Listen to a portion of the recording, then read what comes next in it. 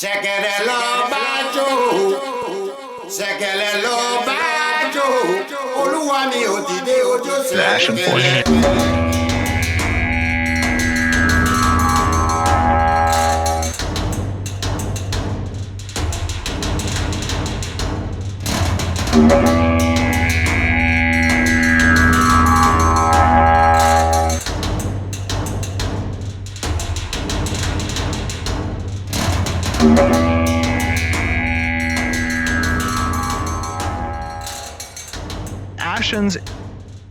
The Ashen Forge.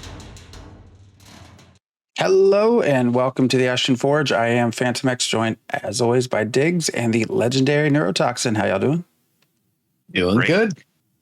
I am hopeful that one of these days the transcribing process actually gets your names right. Every time I make our videos, get them ready for YouTube, I'm having to edit so much stuff. But anyways, yeah.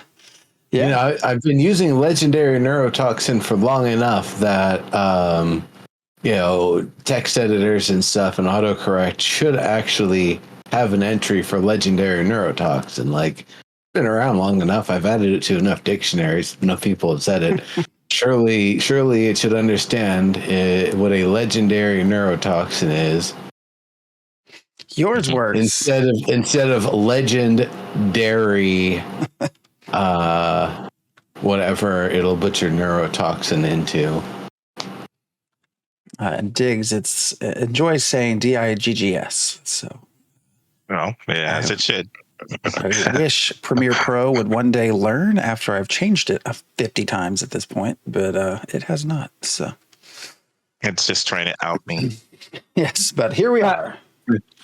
No alts on this one. You'll use a real name, buddy.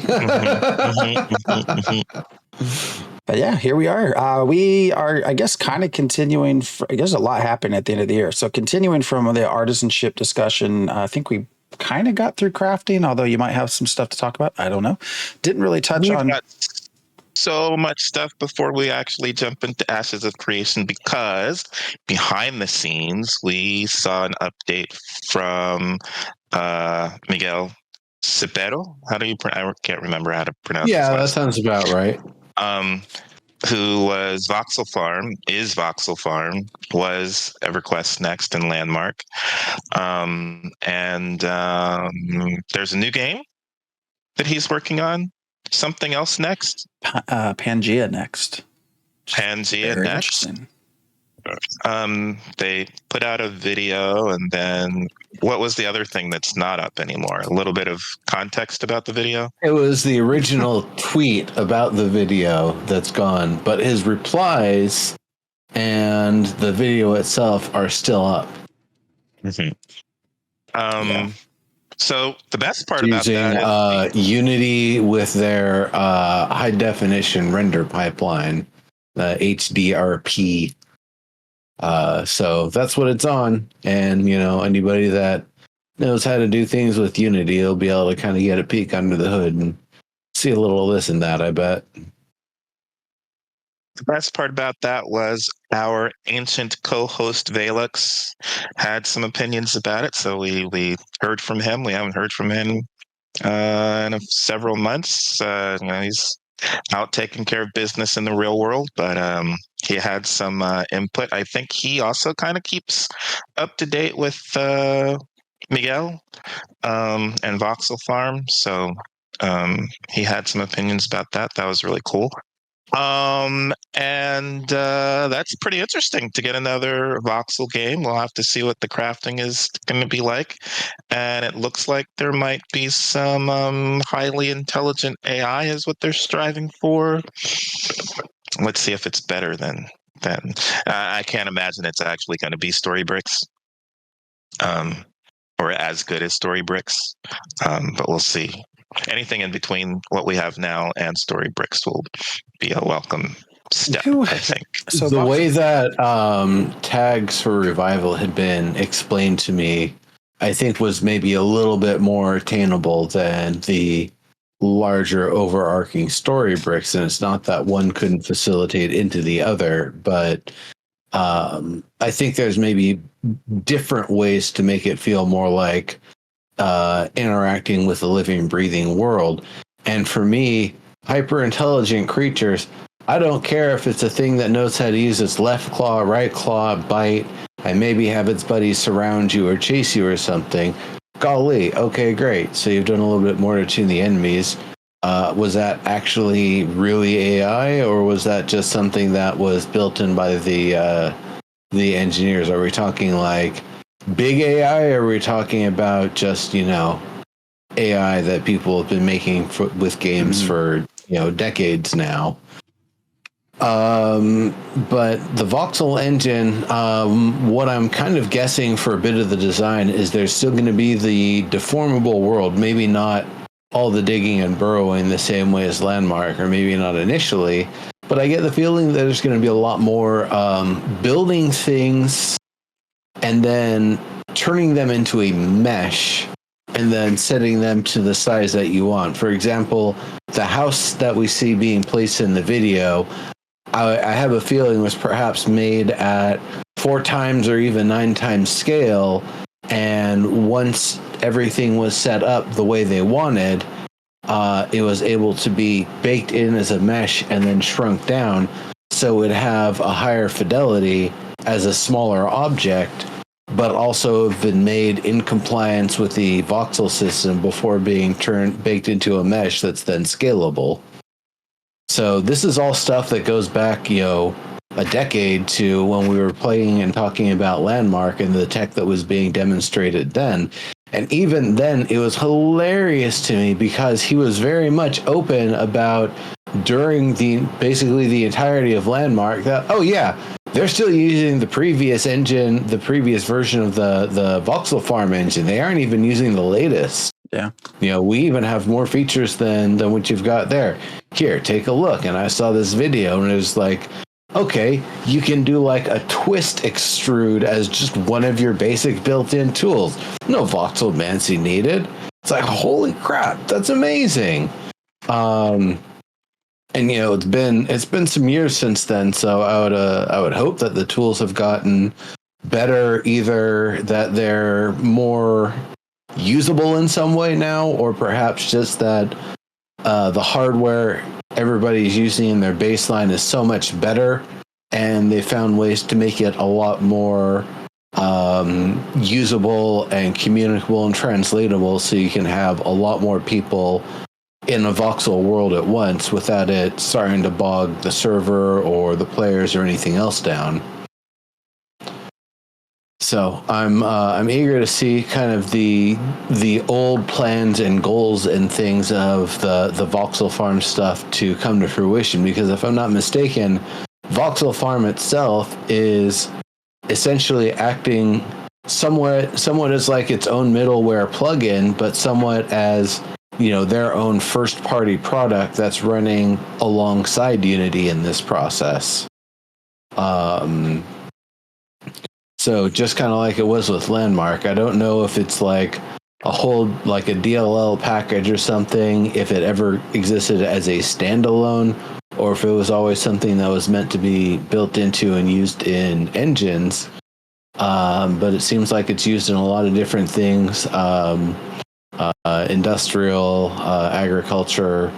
Originally it was a lot of the Voxel Farm stuff was the Canadian national parks or public parks or whatever, that they were taking the satellite data and using voxels to rebuild them because that was the easiest way to do it. There's no way you can hand model all that stuff, so you use all the data that you've got and try to slap it in. And sure enough, that was one of the things that got them going early on. So that's the whole story. We're catching you up on that, everybody. Anybody that never played EverQuest Next or Landmark, that's the voxel side of things. That it worked very well and it was very competent. I don't know if anybody ever got good flowing pixel or voxel water at some point, but it was coming along to some extent. It was a trick. It didn't actually like flow so much as you could place the water in such a way that it looked like it was moving. The water was still. But yeah, Pangea is striving to be an MMORPG. And I think the big hurdle there is getting the pathing right around voxels, especially when you can, I don't know how much you're going to be able to deform the world, but that was kind of a problem with Landmark is you blow a hole in the world and then the AI has to try and figure out how to maneuver around or over that new terrain. Yeah. So that'll be interesting to see how they've adjusted to that.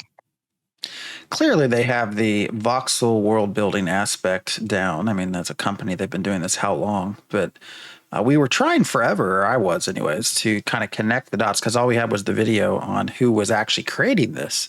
So I was looking through my usual suspects, trademarks, who is lookups, all this sorts of stuff to try to get it. And then it sort of dawned on us, or dawned on me. It's like, oh, they're probably doing this in house. They'd already started working on something, and I think it was 2017 was the video I linked, with some people kind of building their own thing. But it turns out he did put in his comments they're paired with, was it Visicom Media, I think, in Canada, Quebec, or I think. They're partnering together. So I don't know. We'll see. The AI will be the key part to all that. So Storybricks never happened. We'll see after we get to the holidays. You know, if I actually left a comment on the video about, you know, hey, because we interviewed him way back, like 2015, 2016. And he mentioned he'd maybe come back on. So we'll see. Be interesting to chat about their plans for the AI. So, but that out of the way. Yeah, that'd be a lot of fun. Also, I got the feeling from one of his replies that like after the show we'd maybe be talking for another 2 hours more privately about like, you know, real thoughts about the this and that and, you know, pitfalls and things that we've seen. So, you know, that'd be fun. That'd be nice. So one thing I want to kind of talk about on crafting, if we're going that direction. Yeah, I got more. I still got more to jump in before we got actually more? get into that. You got more? Go right ahead. You guys just let me know. You know, there's plenty to talk about. So the Game Awards was this past weekend, or Thursday, Friday, somewhere around there, right? So we got to see some footage for new games that are on their way out and some that are fairly recent. I saw Lego Fortnite, and I have an 8-year-old friend that I used to play Muck with. So Lego Fortnite is actually kind of similar to Muck in a lot of ways. One of the nice things is in that game, it was super hardcore. So your game world would disappear once you disconnected or shut your PC off. And at least with Lego Fortnite, your world is always there for you, unless you deleted it yourself. So Lego Fortnite, it's kind of interesting because it's kind of in a Fortnite seeming world. It does not look like Minecraft. It doesn't look like a voxel game. It looks like a Fortnite world, but then you've got Lego buildings and Lego animals and Lego people in there. I'm playing survival mode. It reminds me that it's survival because I have to make food a lot or eat food a lot. And it's a building game. So it reminds you. I'm trying to get some NPCs to come and help me out in my little village that I'm making. And they will tell you, if you raise your village to the next level, build some more buildings on there, I might join you. So it's doing a lot to remind you. So that being said, it's reminding me of a couple of threads that are in the official Ashes of Creation forums where people are asking for very robust and innovative crafting mechanics for Ashes of Creation because they want crafters to feel like they are very well supported and they want real crafting for real crafters. And I'm reminding them that Ashes of Creation is not really trying to innovate on crafting. It's really an RPG with some crafting mechanics, I think. So think you shouldn't be expecting them to do something super robust. Now, I think Steven has said that he's partially inspired by Star Wars galaxy crafting. So if you want that level of crafting, then we might be able to see that. But that kind of leads me into my question. What are you two hoping to do with crafting? Like, how robust do you want it?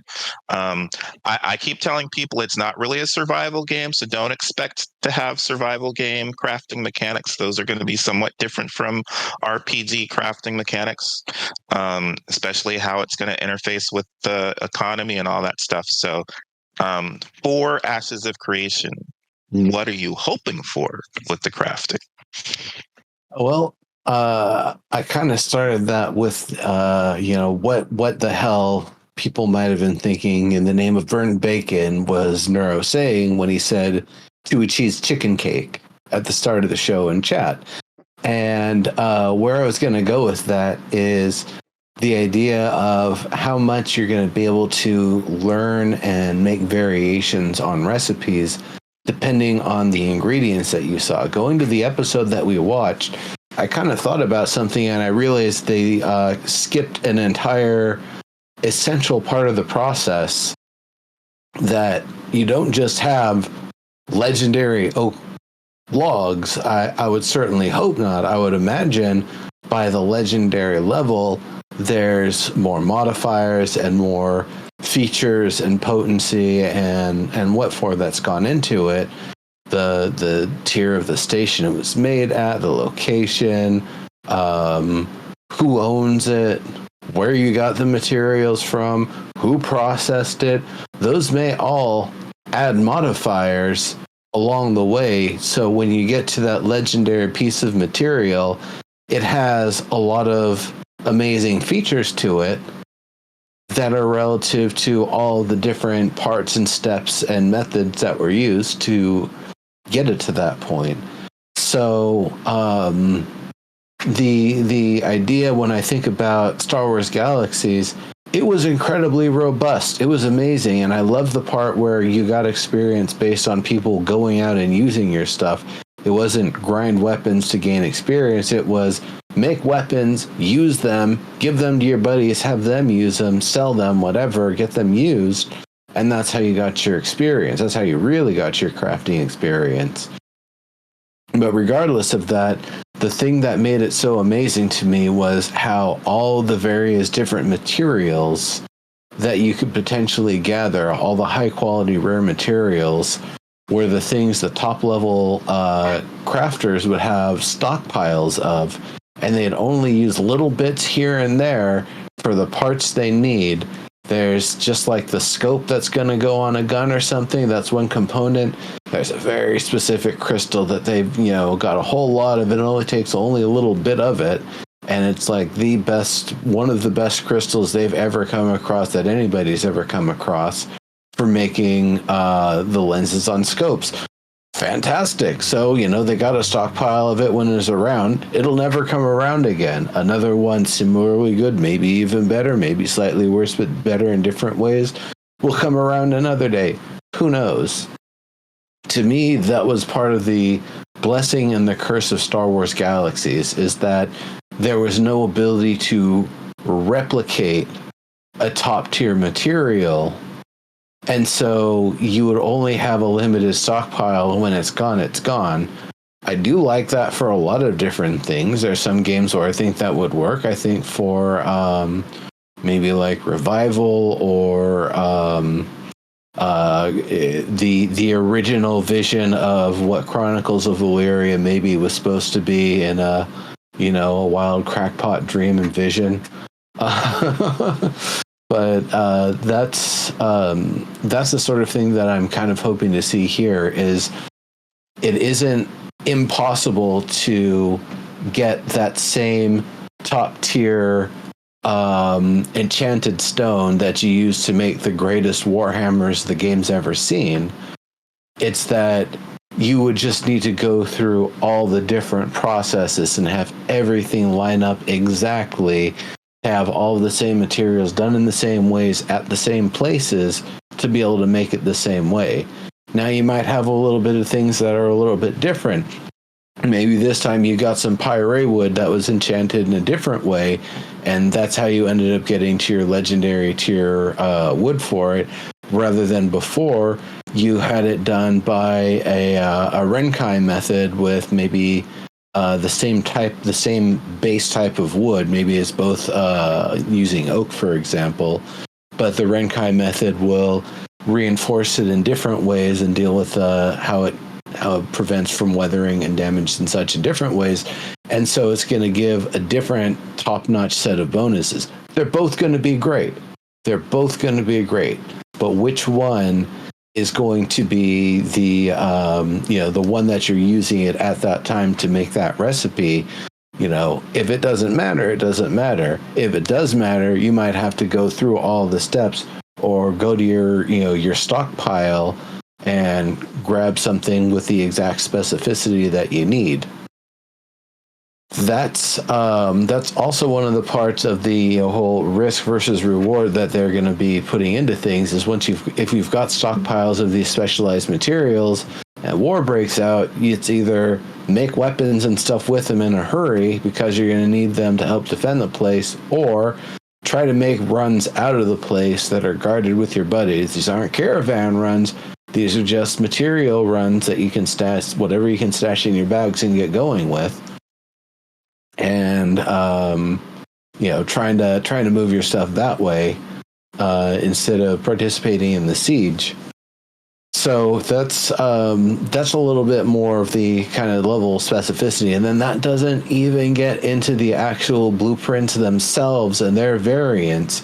The whole thing about Jim the Bowyer, and when he dies, his cousin down the street can make also amazing bows, but one of them made the strength-based bows, one of them made the dex-based bows.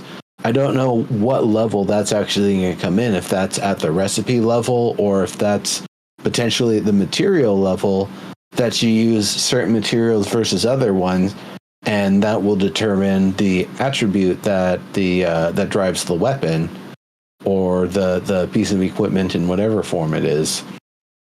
So that's a lot of the levels of specificity and the levels of detail that I'm looking forward to seeing. And then all the experimentation, mixing and matching different materials, things that kind of work in there, things that don't quite work in there, seeing what's actually effective, being able to weed out what things are really not good for the thing that you're trying to make, and coming up with all the variations along the way. A lot of that seems like fun to me. I don't know how much of that is going to be all handcrafted and done by the team versus how much of it is going to be using sort of like patterns and terms and things like that it eventually sort of like sorts in and fills in as the people are using them, that they're generative, but it's from a knowable list essentially.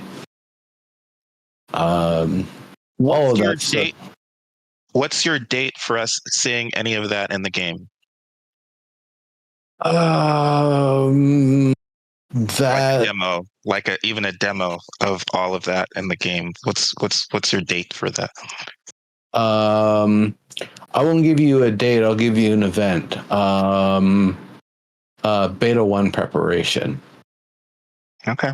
When they're looking to move to Beta 1, when Alpha 2 is probably in its last year or so, is when I would probably imagine we're going to start seeing like the finishing touches on all of that level of specificity.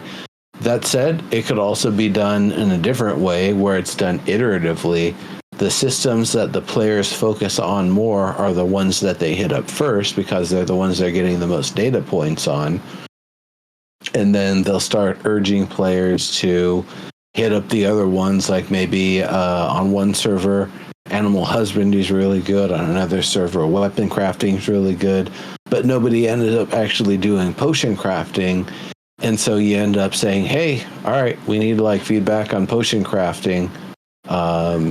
Everyone get into it and start hitting it real good now that we've got the other system sorted out. so they could, slowly work on the different systems as people are doing them more and getting the feedback on them rather than,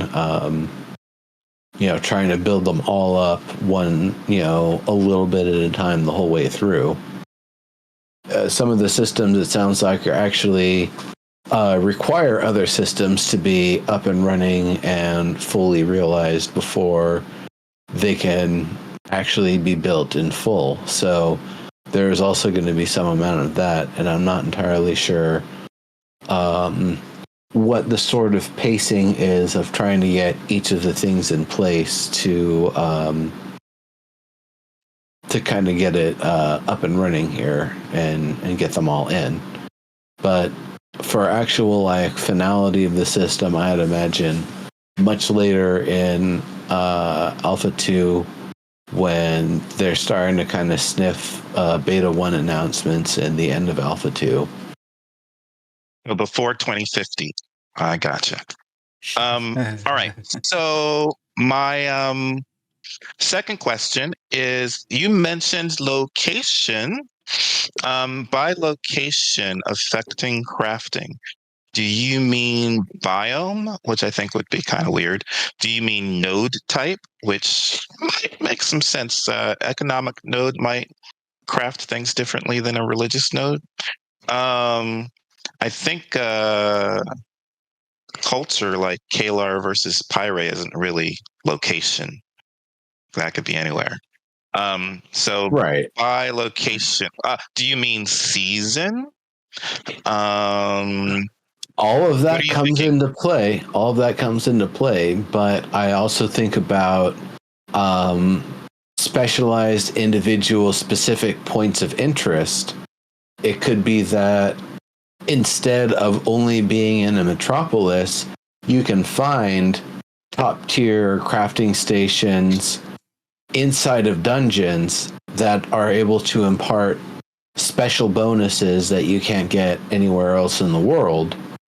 And so that could be another one of the other parts of location. Is it isn't just that it's in a town somewhere, it's while a certain area is tier 5 or higher, there's a dungeon that somewhere in its midst,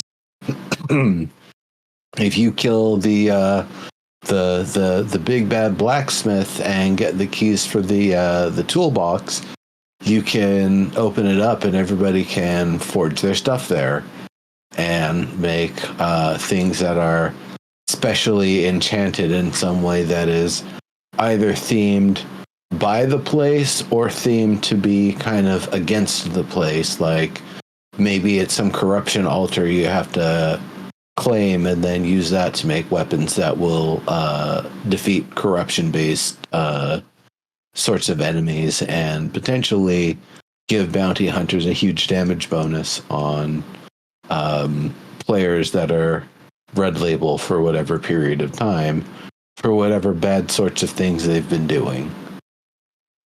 You've been naughty, you need a whooping. Them's the rules. I really actually do hope that there is crossover in anti-corruption and corruption-related defense stuff for both fighting monsters and for bounty hunting. Yeah. I do think there'll be differences regionally. I mean, certainly put in chat their relics. I mean, depending on where relics are found, where they're kind of brought to, we'll have changes on parts of crafting anyways. The biggest thing will just be the nodes, the selections, because stuff will get so granular. It might not be exactly what you're asking for, Diggs, though. But I do think differences. No, I'm asking for you guys to explain what you think location might be. So I think nodes at node A and B will be drastically different by design. When you start really looking at the buildings that need to be constructed in order to progress in crafting, people will have. I mean, again, if you go back to those skill trees from the mayoral, I think it was dev stream, like they got very granular. Like it wasn't just two hands. It's like blunt, sharp. It was very specific in what a mayor would have to pick. Now, of course, they could always place two buildings, I guess, and or 3 or 4 and take up their space that way. But I greatly imagine that you will find very big regional differences. And that's probably what they're intending, obviously, to drive that trade. The need for PvP as it is. And I want to go back to actually your first question. So I think this is going to be, I do think they're kind of iterating and innovating on the crafting process. I mean, even just the little bit that we saw, the way you can have such vastly different outcomes from a single recipe experience, and that experience is based off of the specific things ways you have crafted it before, and then you start throwing in enchanting and tempering and socketing and like all of these different areas for crafting to sort of coalesce. I think it's going to be a lot more advanced than what we think at the end of it all, hopefully. Like I've said, it kind of needs to be. The whole premise of PvP in this whole world is all driven through artisanship, through harvesting, processing, and crafting. That is the whole reason for having PvP, outside of just to kill people because you want to kill people. It's to get their resources, to get their products. You're mad that they decided to spec in two-handed swords instead of two-handed maces, and so you're gonna take over their nodes so that you can direct that. That all of this comes back to artisanship. So, but I think what was on the forums might be a little different than what you answered. Maybe, I'm not sure, because I think they were specifically talking about the mechanics. So they don't want it to be as simple as pressing a button. Some of that, like I think the first thread I saw, they were critiquing the tree chopping that we saw in the demo. They thought that was too simplistic, and they wanted, I forget what the name of the game was, but it was basically like, Master of the Forest or whatever. It was a survival game, so they're actually going around to the other side and making sure that your cuts are in the right place so that the tree will fall in the right direction and all that. Right? Who in the hell would find that fun? I mean, it was fun in Valheim when you cut a tree down, it goes barreling down. But that's the other weird thing is that it should. I like the idea of instead of the just physics are fine. The physics are fine, but needing to go around and be really meticulous about your cuts, that's another. No, that would be cool for 30 minutes, and then I would want to quit the game.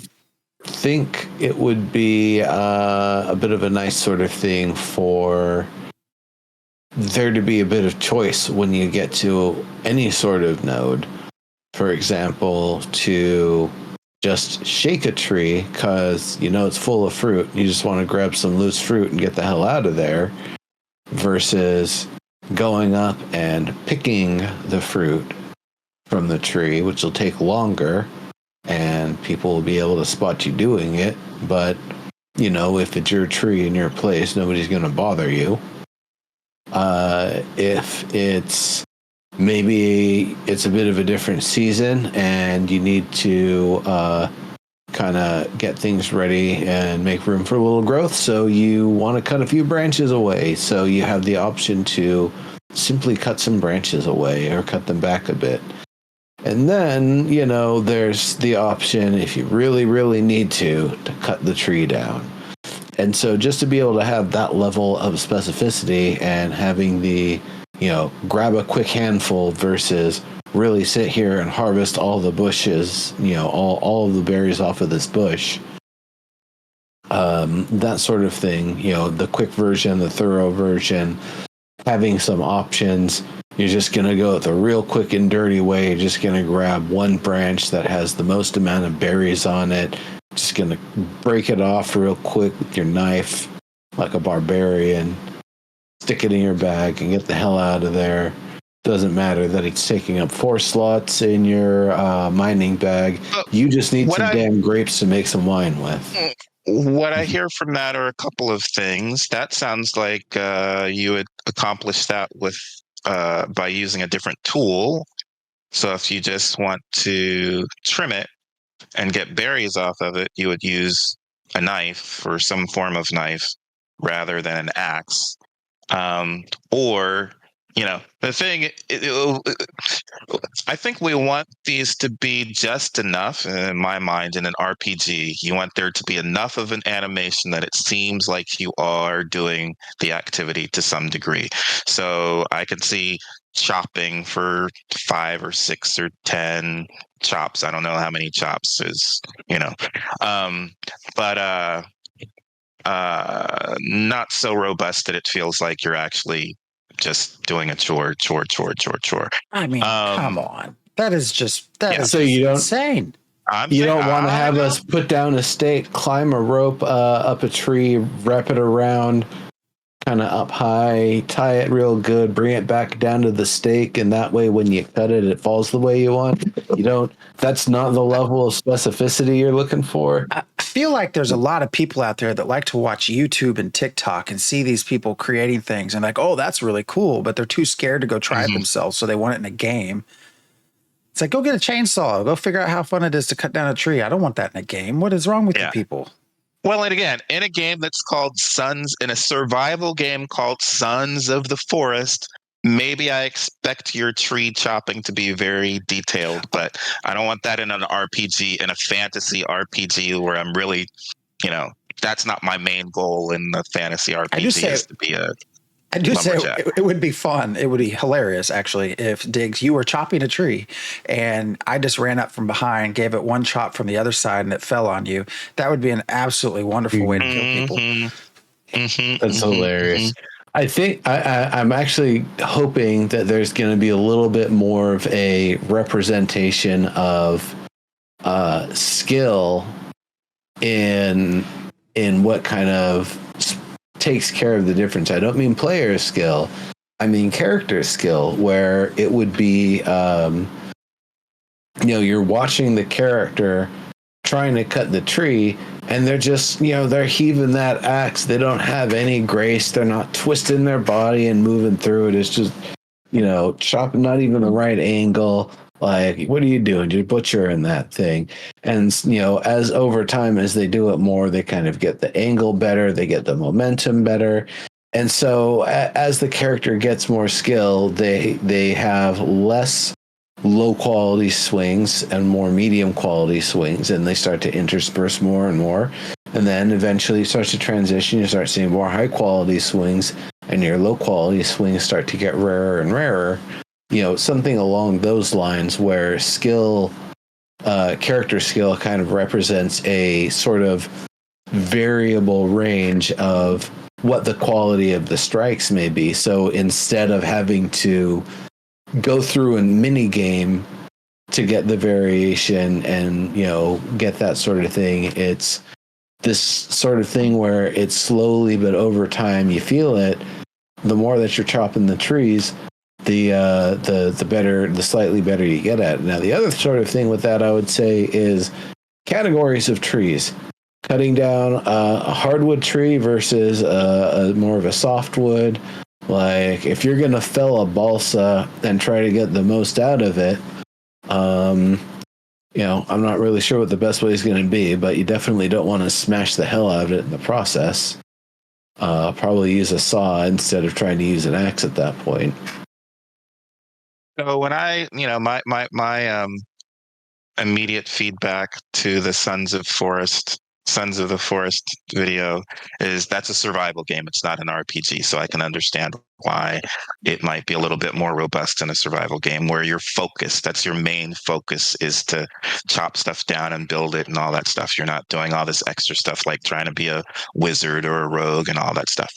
But Azure replied, well, people want it to be like fishing. Some people, that's all they want to be, is an artisan. And so it's like fishing. And these people are just asking for the lumberjacking to be as robust as fishing mechanics are. Now, I think also I would expect maybe the fishing mechanics in a survival game might be a little bit more robust than in an RPG. I'm not really expecting a lot of robust mechanics. When I'm playing an RPG, I like to go fishing sometimes, but I don't want it to be super complicated. And I think, based on what Nero was saying, I don't know if I want the different fish to be such a huge challenge in giving me more mechanics that I have to go through when I'm trying to fish for a bass than when I'm trying to fish for a catfish. I mean, I think I just want different bait, but I pretty much want it just to be kind of chill. I don't know. What are you thinking, Phantom? I think you have some opinions. Oh no, I'm just waiting for this conversation to be done. I Oh, mean, what part- it's just. I'm sorry. I mean, the appropriate answer is not that this isn't a survival game. The appropriate answer is this is not Sons of the Forest. This is Ashes of Creation. It's great that you have a game that you enjoy. Go play it. That is not what this game is. There was a phrase that was often used by Omboa and Snipe Hunter in the past, verisimilitude over veracity, that you want to get close enough to the feeling of the experience, but not so cumbersome that you actually have to be a literal IRL car mechanic to, play Car Mechanic Simulator or something. You aren't playing it blind mode without a UI and you have to solve the whole thing like you're an actual mechanic. Mechanics don't want to play that. They might want to do that as a training thing because there's a fancy foreign car they're about to break open and they want to make sure they don't bust anything. But short of that, no. I don't think people want to, in GTA, stop and literally repair their motorcycle, do a full tear down, rebuild. They'd rather just drive it up to a thing. It goes up in an elevator and it comes back down with a new paint job and it's fully repaired.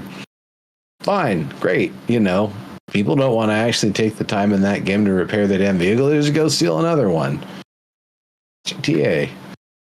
So, the same sort of thing here. I don't think anybody actually, I can't speak for survival game players, but I don't think people that are coming here for more of MMO or coming here as this is their first MMO big game. Survival game, so you mean survival game versus RPG.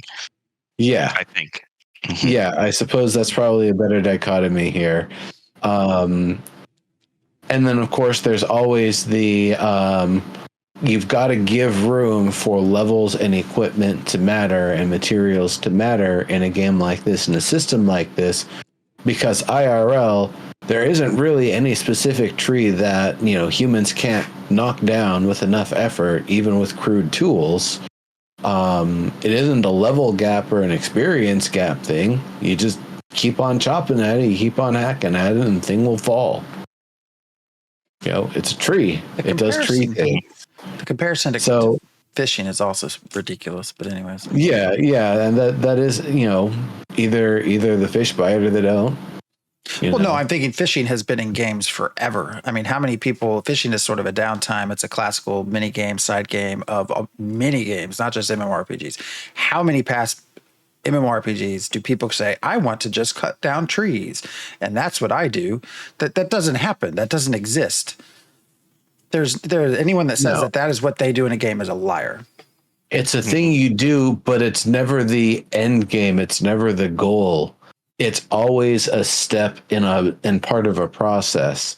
Unless the game is literally, extreme clear cutter, then I don't really know that you have to just cut down trees as your goal. I'd imagine you want to cut one tree down, try to get as much wood out of it as you can. And then there's another thing about RPGs versus survival games. I'm going to go back to good old-fashioned Oregon Trail from way back when, Apple II, Trash 80, all of that sort of stuff. When you go out there with that rifle and you shoot that buffalo, you're done hunting. You don't need to shoot any more bullets. You're not going to be able to bring that whole buffalo back. You're only going to bring the finest cuts of meat and salt them up when you get back there, hopefully. That's it. You know, you've done it. I think the same way with like a tree or like a load of ore. It's like, great, you busted that entire chunk of ore, that entire vein off the wall. All right. Do you have a wheelbarrow? Maybe you shouldn't have busted it all. Someone else is going to come grab some now, and they don't have to put any work in. Anybody can just grab this. Great job. You cut down a tree. You cut down one tree, and that's going to be wood for a long time in a survival game. That's not the way with RPGs. With RPGs, you got to cut down a lot of trees. You got to skin like 20 wolves just to be able to make a wolf leather armor for just one piece. You know, that's kind of the differentiation with itemization. You don't cut down a tree and then immediately create 2 crates worth of cargo that you need to bring a mule over to cart home. Maybe you would, maybe you should. Maybe that would actually be a better way to do it. I don't know. What do you guys think about that? When you harvest a mega load, it turns into a shipping crate that you can either bust open or try to get some way to pick up. I don't know if I wanted to turn into a crate. I still got to put that on a mule somehow. Well, you kick the crate open. You kick the crate open, and then you get the 10% resource loss or whatever. Well, that's actually an interesting question, because didn't they? I think this was asked. I don't know that it was answered. We used to have the concept of like ore, right? Big areas of ore that we can set up a gathering. I'm trying to think of the word. Basically a larger operation like a camp or something. Yes. So I could see that for lumber. I could really see that for any of these, depending on where you're at. I think that's not an unreasonable question of, if you have a process like this, you aren't going to be able to carry it all as individually. So you're going to have to probably call in a caravan. But that question was asked, whether I think it was anyways. I'd have to go back to such a long video of whether that is still a consideration. And I don't know that they actually answered that.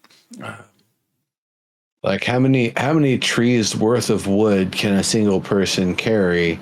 How many trees worth of wood does it take to make a shield?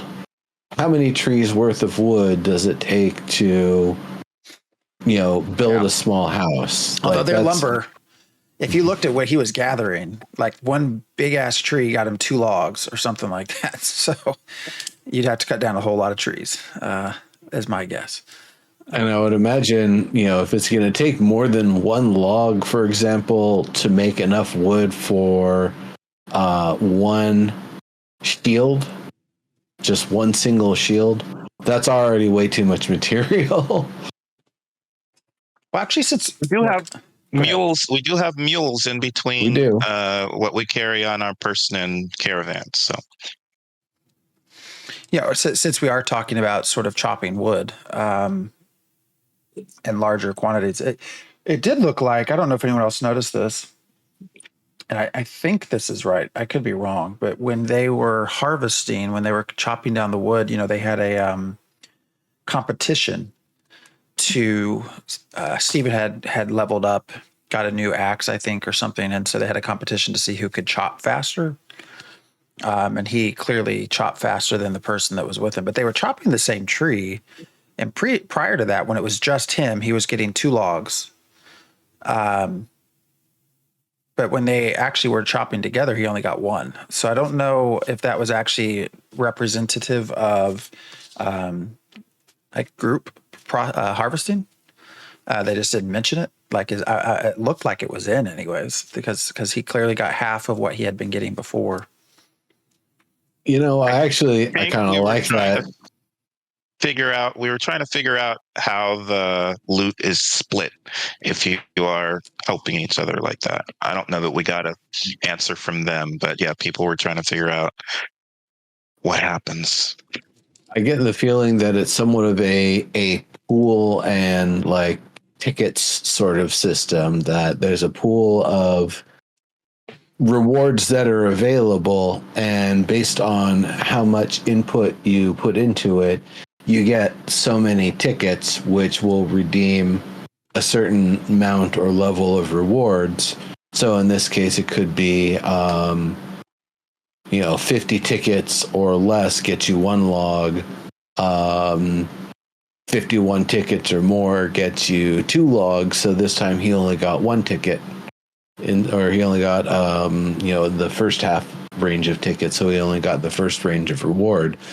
I would imagine it would be something along those lines. So it's not terribly punishing, that everybody will still kind of get a piece of something, but maybe not everybody is getting a full log. Maybe some people are just getting like a couple branches or something. Yeah, that's true. We're chatting and we're in chat talking about how they would split up. Yeah, and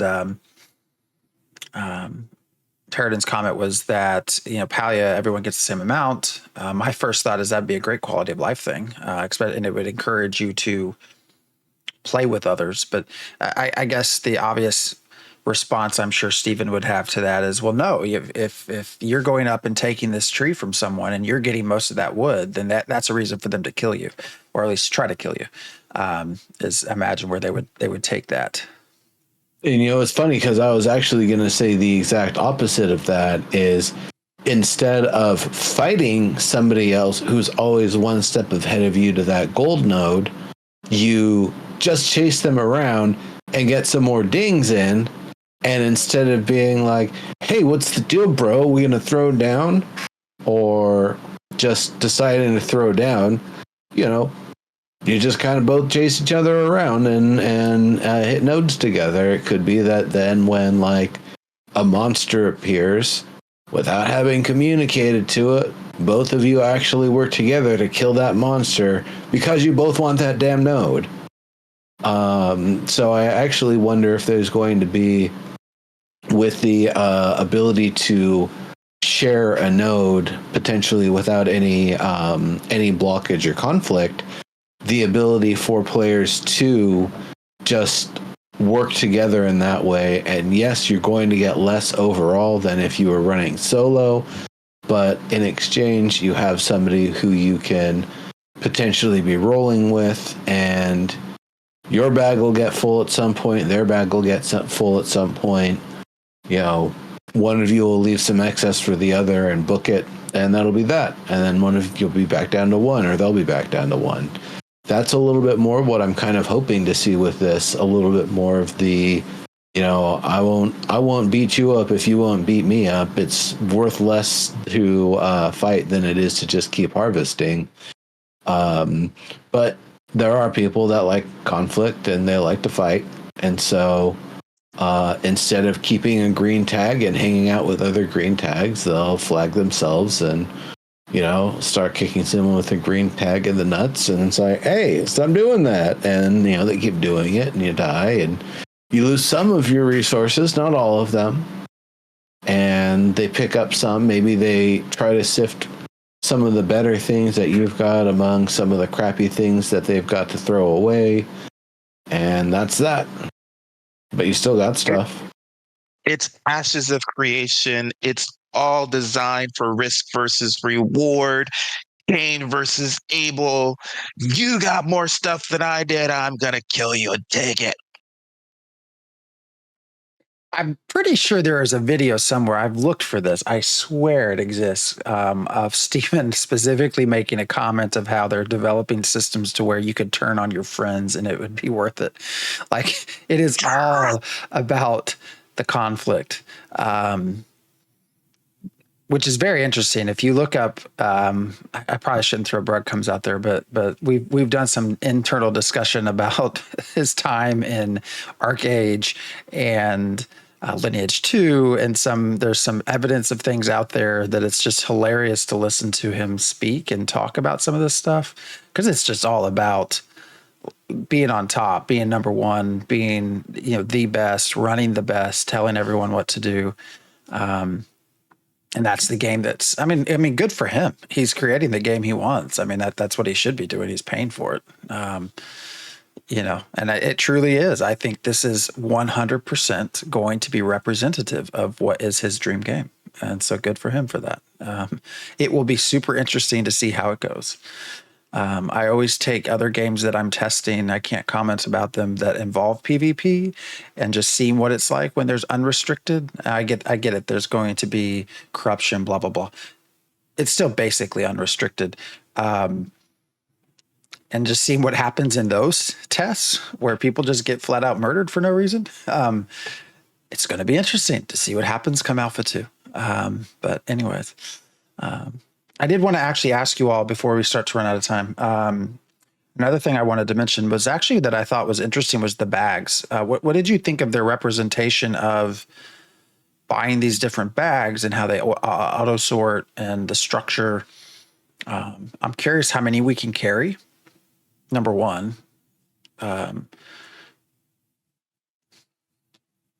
Any thoughts? You talked about it before. I hate the idea as a design concept. I guess I'd have to play it, but it seems like it's making my choice to gather flowers like a hardcore choice instead of a casual choice. When he first talked about the Tetris idea of the bags, he was saying this is great because it gives us another incentive for economic. We have to consider economic warfare anytime we leave to go harvesting.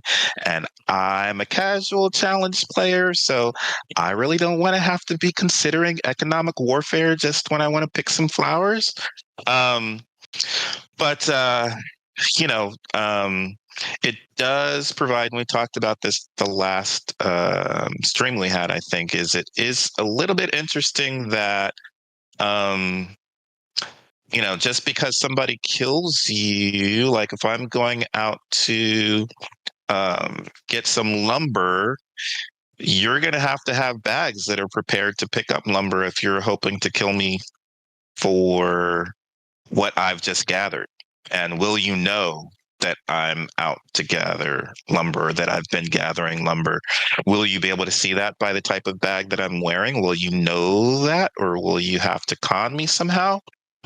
Because it could be that the bags that you have are for flowers and the lumber that I've gathered and dropped are not going to fit in your flower bag. Well, they'll fit a little bit. They will be able to get one stack, but they won't be able to get more than one stack if they can fit it within all of the slots.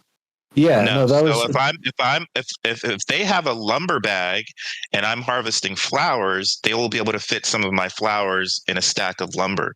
But if I have lumber, they won't be able to fit that in a tiny square of a bunch of tiny squares. I don't think they're going to be able to fit that in there. Well, it depends, I guess, on what the size and spacing of the flower bags will be. But you're right. If it's just a bunch of teeny little 1 dots, you're only going to be able to fit 1 dots in there. Because I think one of the bags we saw was a square with 4. So a lumber, it's not the size of a lumber. There were like 3 of those or 4 of those. So there was no space for lumber. The 2x2s, those were for mining, I think. Yeah. So the lumber would not fit in that. Yeah, I'm pretty sure. I wonder if there will be general bags that have limited stacking but more boxes for like the more Tetris-y sort of folk, or if it's really just going to be an emphasis on you're in a region, you've got certain tools that you're carrying, you're only trying to gather certain materials and certain amounts of them, and you're going to leave a couple of different slots open for potentially rare or odd sort of things that you might gather along the way that might take up a slot you otherwise wouldn't have. So, maybe you're collecting 6 out of 8 of your 1x1 slots with flowers because you might get some pollen or seeds or something else that'll fit in another 1x1 slot that comes from those sorts of things. So you don't have to chuck something that you've got a stack of or try to awkwardly fit them somewhere else. And that's the other thing, is the idea that you might have to chuck a stack of something to put something else in. It reminds me of like Darkest Dungeon, the way where you'll get to a point where I don't know, like if I've got about half the run completed. If I get 2 more of these idols, then it'll be worth more than the full stack of gold that's there. But if I don't get 2 or more idols, then the stack of gold there is actually worth more. And it's the trade-off of like, which one do you think is going to be better value?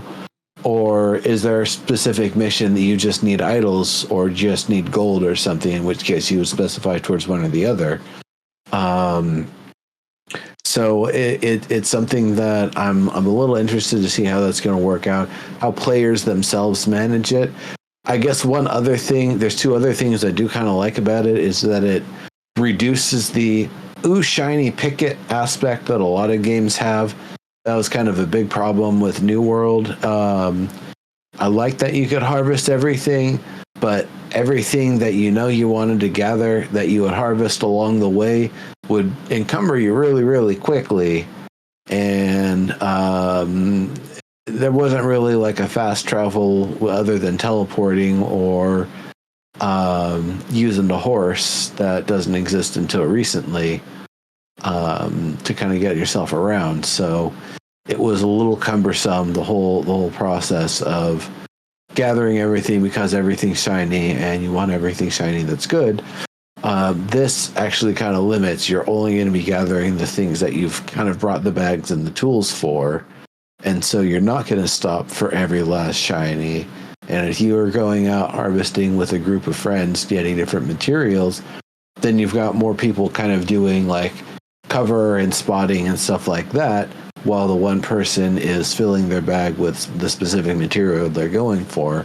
And you can kind of work together. I can see groups kind of going out and coordinating in that way. It's something that it'll be interesting to see how it works out. But then the other side, not just missing every shiny along the way because you don't have to get them, is the part where it really it gives a very good and clear stopping point of now it's time to go home. You got most of your bag, most of the way filled. It's time to go home. Don't push it. There will be more resources out there. Go home. Bag's halfway filled. You just picked up one rare drop of sap from a tree you just chopped down. Run it home. That rare thing is going to be worth something for you at some point. Go back out and get more. Those trees will always be there. It's interesting to me. Well, they won't always be there because. Well, no, you're right. They won't always be there, but like for the next few days, you could probably keep hitting it up. Maybe. Maybe. Yeah, it's interesting because for me, play style is very important, which is why I like the Bartle test. But so not only am I casual challenged, but I probably also have ADHD. I'm super spontaneous. So I'm an explorer first. I like to go explore as far as I can go without being killed. And I would imagine I would be highly frustrated if I've gone out initially thinking that I'm going to maybe gather some flowers, but I'm out exploring and I stumble upon some new trees. And now I can't get any of these new trees in the bag, but I'm out and it's far away. And you're saying just run back home, but that run back home is going to be a long run back home. And will I be able to survive going all the way back out there again? Like, I imagine I'm going to be frustrated because I'm kind of chaotic in the way I plan stuff. I think that sounds like a great idea for people who are organized and, they do say, hey, this is the plan. We're going to stick to the plan. This is what we're doing for the game session. Whereas I go out and kind of like, hey, what am I in the mood for this 10 minutes? And that could change in 20 minutes. There was a time I was at work and I came back from McDonald's and my boss was like, why didn't you tell me you were going to McDonald's? I would have ordered some food. I said, because I didn't know what I was getting when I left the building. I went outside and I said, what am I in the mood for? And I ended up at McDonald's. So that's what I got. But I did not know that when I left. So I could not tell you that's where I'm going. And that's kind of the way I explore in games too. I don't know.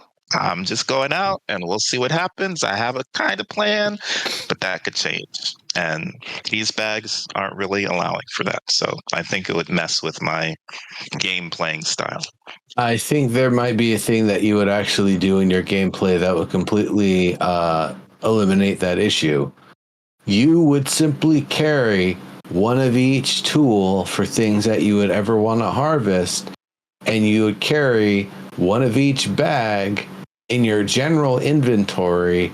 So when you come across the material that you see in the field and go, oh my goodness, I must have this, you put that bag on, you grab that tool, and you get it. And now one of your equipped bags contains this thing that you found as you were, going out and doing things.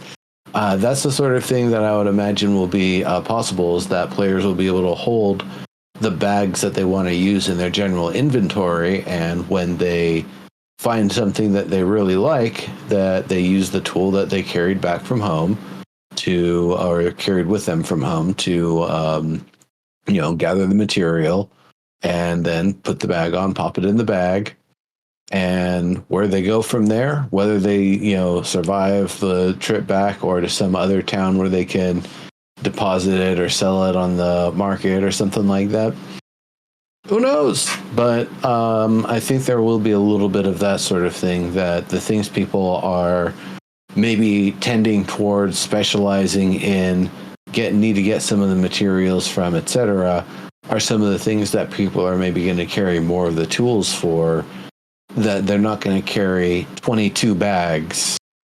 That actually wouldn't even make sense, because that 22 is all of them. That's not the crafting professions. That's harvesting, gathering, and crafting. So there wouldn't be that many tools and bags you would have to carry to cover the full spectrum. The big downside, of course, you'd have to maybe sacrifice a little bit on the money that you put into each individual item, because they're going to all probably need a lot of repairs if you keep getting serially ganked, or just find yourself in a pit of bandits or monsters a little bit too frequently. And you'll have to have a little bit more of a repair cost to get them all back in working order, or just plan to chuck them. Steven initially said that it is a choice you will have to make as you're leaving the node to go out to do whatever gathering you're doing. So it sounds like true, huh? Everything is subject to change, and that was 6 months ago. So who knows? Who knows if it's still the same? It could change based on our feedback. So we'll see. Why can't I take a long rest out in the field? Come on.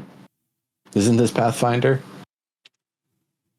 Yeah, it looked like. I mean, it looked like you could carry numerous bags. The tool belt also, you could carry all kinds of tools. It was, I think, actually, if I was looking back through my notes, it looked like it was 3 tool types per gathering slot. So each gather would have 3 different tool types, and so and with weight not being an issue. Mm-hmm. It looks like you're going to be able to carry anything you want. I hadn't thought about that, Diggs, about people out there actually headhunting and having to carry the right bags. I assume they will either carry tons of bags like everyone else, or you just carry regular bags. Because, some of the perks of those bags, you could get increased stack size. So for ore, specific example, you could get, if you had that ore specific bag, you could carry more stack size. But it also included things like, I think, gathering speed increase with bag improvement. As a ganker, you're not going to probably care about that. So you might just be carrying regular bags the whole way and just trying to somehow make sure your stack sizes are large, and you probably won't really care about the rest. But I hadn't thought of that. That's an interesting point of view, and having the right way, after you kill someone, having the right tools to carry their stuff away from them. I hadn't thought about that. So I don't know. I think it looks interesting. It looks, it's one of those things where I'm not sure if it's innovating just to innovate, and thus it becomes not any fun, or what. We'll have to test it. Well, part of the question, curiosity I have when we start talking about Tetris style stuff, it's an auto sort. Like it auto sorts things into your bag. So you're not actually like playing Tetris. You're not watching the stuff fall down and you're fitting it into your bags. It's auto sorting into your bags, which then sort of, again, kind of raises the question, well, why does it exist to begin with? If you're not having to consciously, flip this way and that way, it's just auto sorting into your bag. I don't know. It's shape. It's about the shape dynamics and whether or not, you have to think about what shapes are going to go into your bag. And also when you're going to, do the ganking, do you have the right size? So that's why I think it's not going to be a thing of you can carry as many different types of bags as you want. I think that's supposedly part of the strategy is. Well, even if you have to go into a node to switch your bags, you could find the closest node to where those trees are and switch your bags and then come back. But I didn't mean to cut you off because I know what you were about to say there. Yeah, so we are pretty well over at this point. I did want to mention something though before we kind of cut out that I'm very curious about. So of course we will have next Sunday the holiday. We tend to get a little bit more spotty over the holidays. So I imagine the last 2 weeks of December, we probably won't do anything. We'll see. We do have the 19th. We do now know is the next stream, dev stream, which is a Tuesday, and they will be showcasing the Rangers. So we will obviously have next Sunday, and then we'll have to kind of think about what we do after that, because that gets into Christmas. But I did. Yeah. So it might end up being 2 or 3 weeks that we get to that next show. I wanted to mention this because I'm curious to see how this goes. Stephen was active in Discord yesterday morning, and he posted something that we must end the year. This was his quote. We must end the year on a good note. Therefore, I probably shouldn't sing. And note was italicized. And so there had been a question above it about him singing.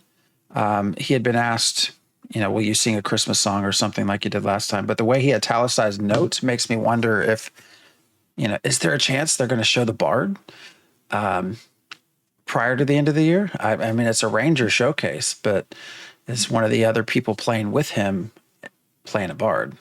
Okay. I don't know. We'll see. Little surprise.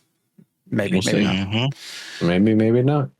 Maybe the surprise is they got Jeffrey back and we still haven't seen Bill Trost, but we'll see. Well, like I said, he was asked specifically if he would sing a Christmas song, but the way he sort of italicized note made me very curious in how he answered that. So, Stephen, if you watch this, you better surprise us. So, all right. Thank you, everyone, for joining us. We will be back here next Sunday. And as always, join us in Discord if you want to chat about really anything. Play games, whatever it might be. We are always hanging out in there. So, appreciate y'all, and we will see you in a week. All right. Till then, bye-bye.